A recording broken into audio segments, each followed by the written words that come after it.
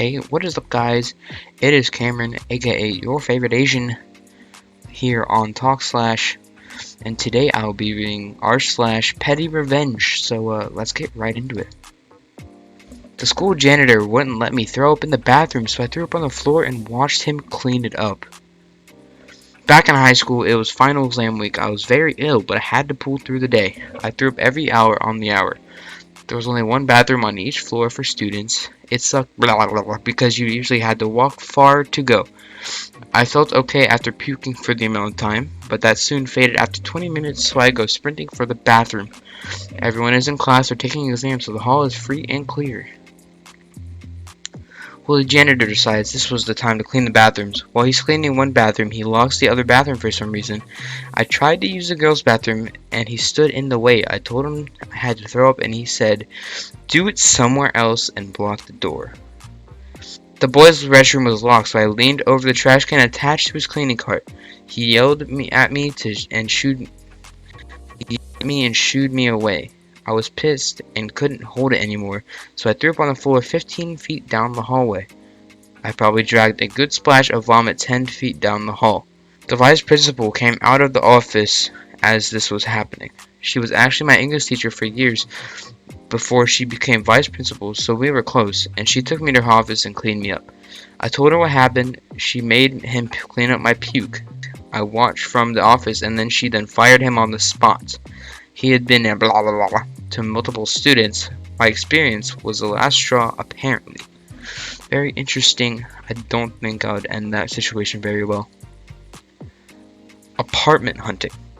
I live in a typical downtown grid. I'm on the first floor and my room is at the very back of the house. Just outside of my window is the backyard of a small apartment building facing the other street. The backyard was home to a fairly large dog that barks as loud as it can from the moment it is outside to the moment it is let indoors again, which the owners do not use discretion about. I'm talking any time of night for as long as 20 minutes at a time. The dog barks at full volume non-stop. The entire street hears it, and it's just a few feet from my bedroom window. I've asked the owner, emailed the landlord, consulted with animal services and the local police, and got the runaround. The owner of the dog was a rude piece of blah blah blah every time we interacted, and the landlord only gave a blah blah blah about his bottom line. They had some vacancy in the building and the landlord has never seen me in person, so I applied to live there. Went through the whole process, really went above and beyond too. Boy, was I ever the paragon of modern tenancy. Anyhow, on the day I was scheduled to sign, the very end of the month, I called him and backed out. Told him a story about how I spoke to someone in passing outside of a nearby house, mentioning I was looking to move in that building and was quickly warned about the dog. I forgot exactly how I phrased it, but I basically said that I wasn't okay renting an apartment with a neighbor who has no respect for the neighborhood from a landlord who enables that sort of behavior in the most politician's way possible. It must have worked, or at least was the last straw. There's no way I was the only one to complain, because I stopped hearing the dog and seeing the neighbor around altogether for a few weeks after that. I, again, don't know how I would live with that. Possession is 9 out of 10 of the law. Apologies if this belongs elsewhere.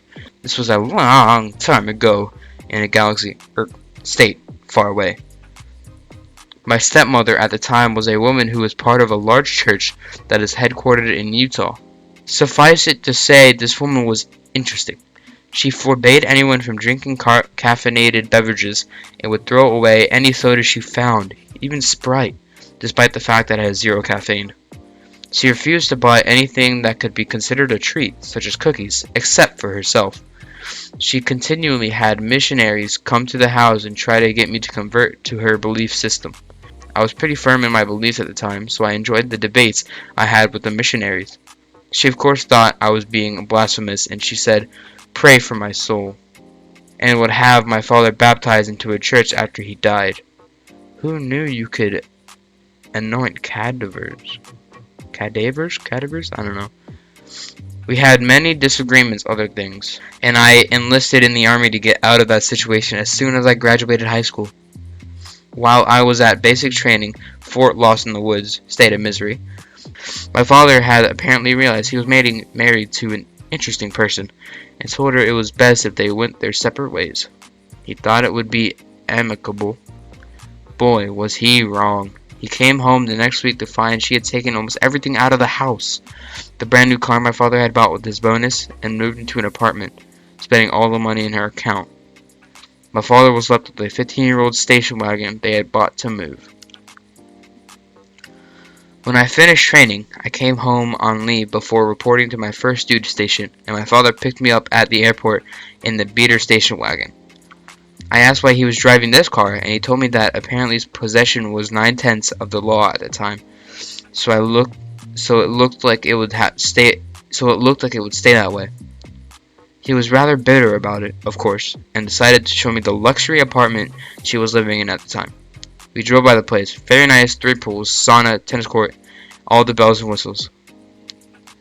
All of a sudden, my father slammed on the brakes. There was his brand new Chrysler LeBaron convertible. All of a sudden, my father slammed on the brakes. There was his brand new Chrysler LeBaron convertible.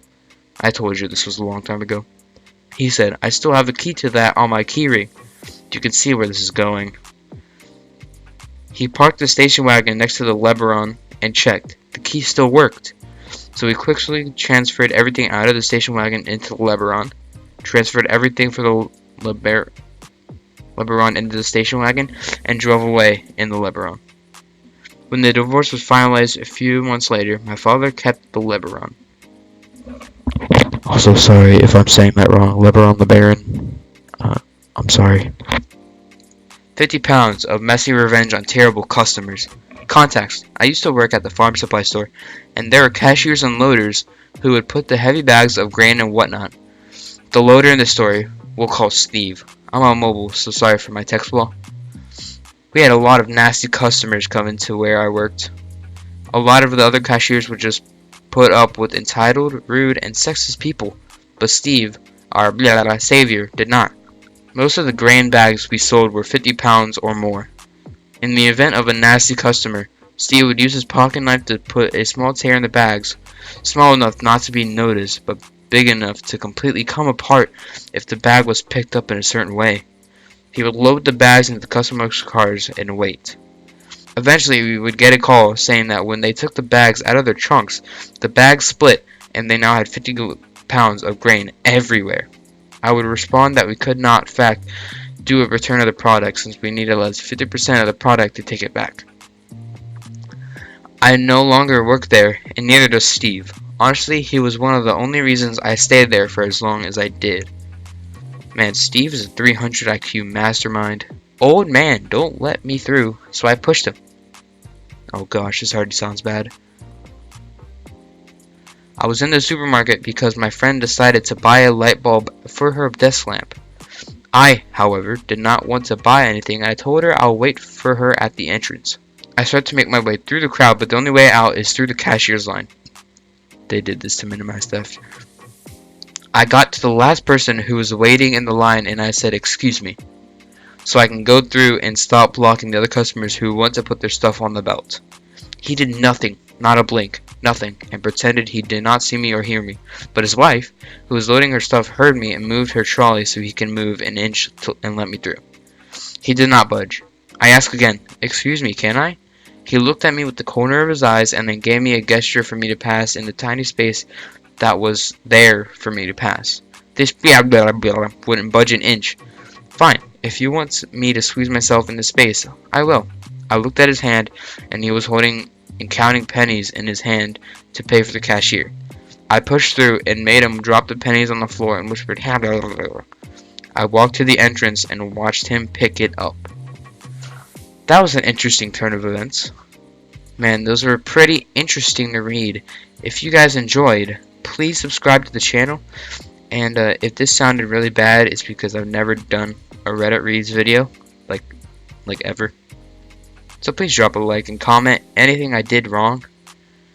And yeah, hit like, Goodbye!